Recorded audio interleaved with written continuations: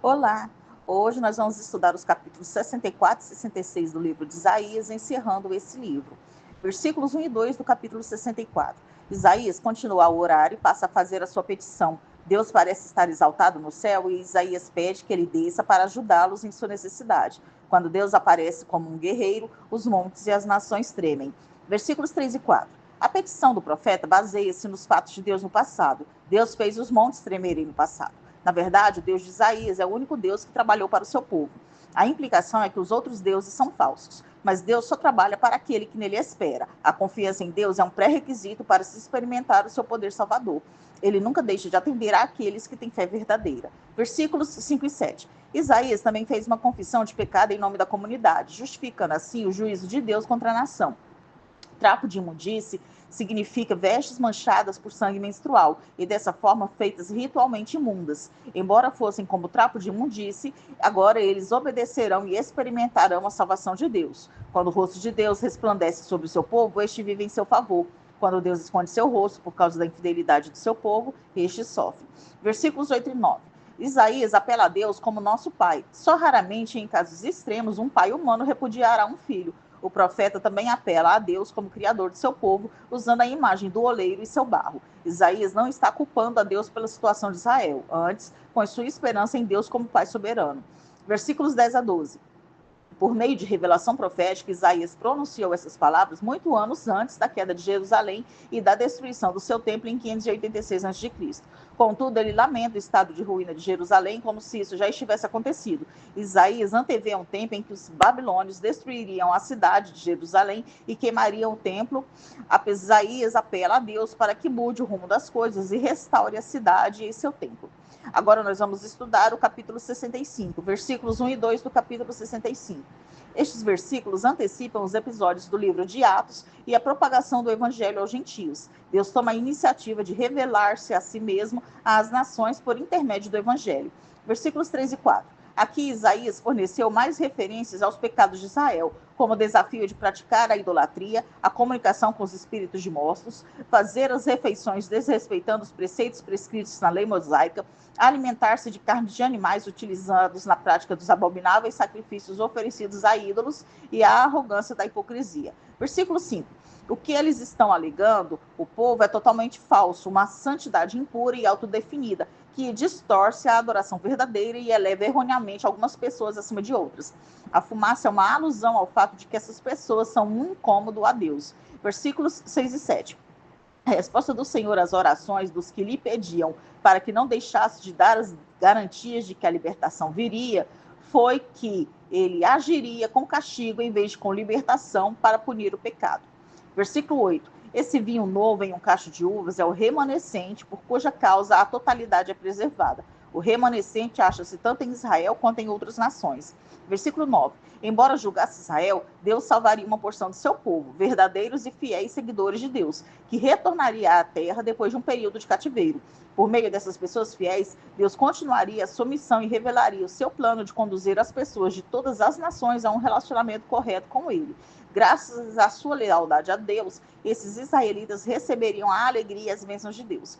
Versículo 10. Saron era uma planície localizada na região ocidental de Israel. O Vale de Acor estava situado a leste, nas proximidades de Jericó, e era também chamado de Vale da Desgraça, porque foi lá que Acã foi executado por ter escondido os despojos da batalha.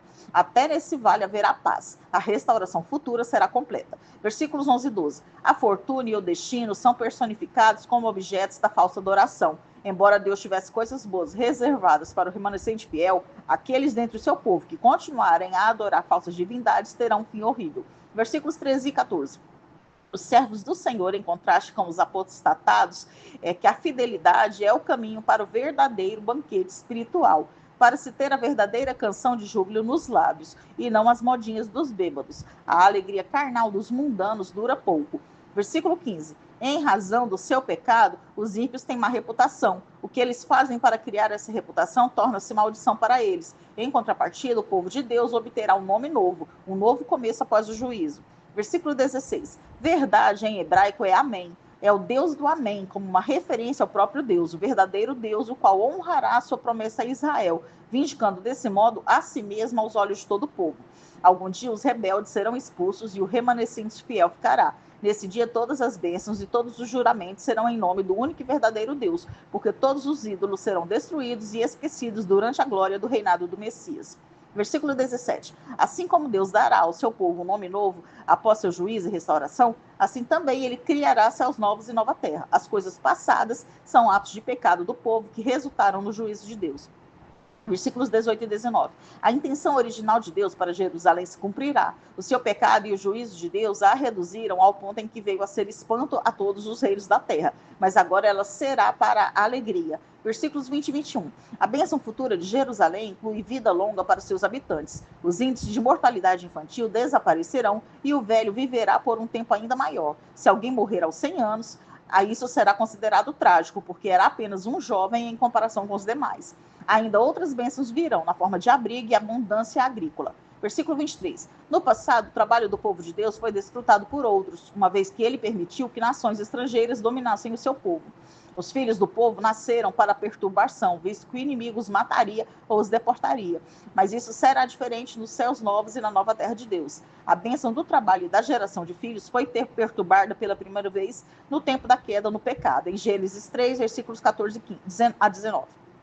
Versículo 25. O oráculo usa uma linguagem que sugere uma restauração das condições que existiam no jardim do Éden.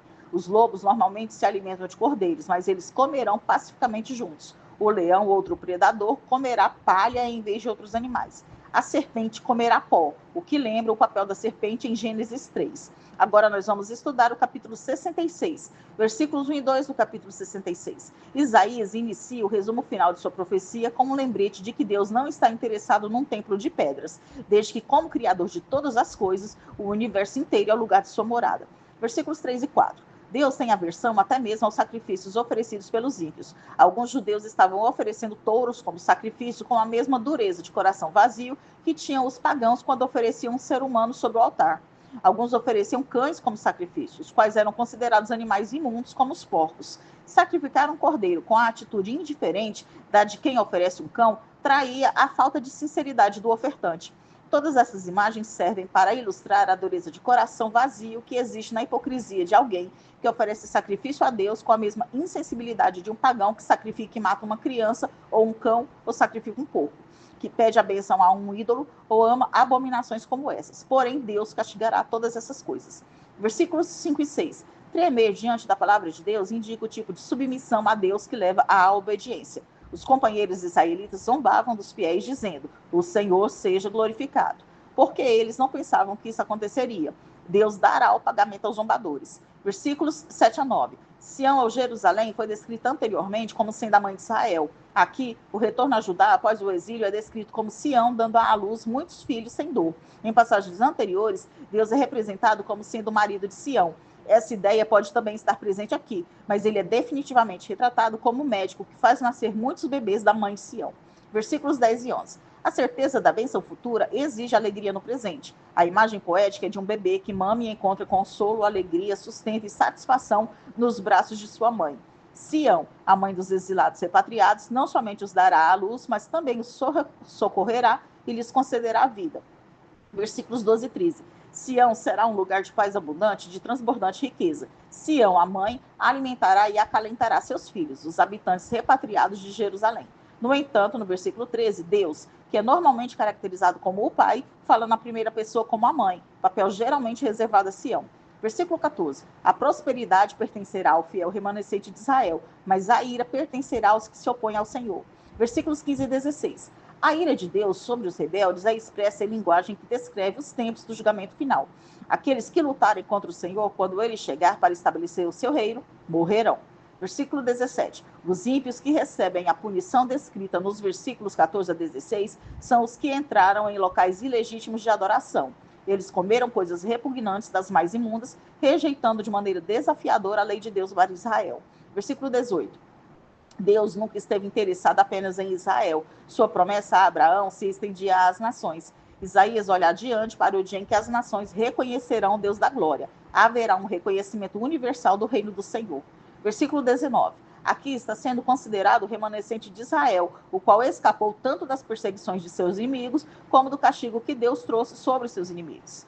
Tarsis provavelmente ficava na Espanha, Pul e Lud no norte da África, Tubal no nordeste da Ásia Menor e Javã na Grécia. São povos de origem gentílica que ouvirão falar da glória de Deus por meio do remanescente fiel de Israel. Versículo 20. Como oferta ao Senhor, os gentios que ouviram falar da glória de Deus facilitarão o retorno do remanescente fiel de Israel para a sua terra. Versículo 21. Isaías apresenta um quadro extraordinário das nações, produzindo pessoas consagradas para o serviço do Senhor, como sacerdotes e levitas. Versículos 22 a 24. No fim da história, depois do reino milenar de Cristo sobre a terra e dos juízos finais, Deus criará os céus novos e a nova terra. Todo o povo de Deus estará com o Senhor para sempre, ao passo que todos os que se rebelaram contra ele e rejeitaram a sua palavra passarão a eternidade em tormento. Nós terminamos aqui o estudo do livro de Isaías.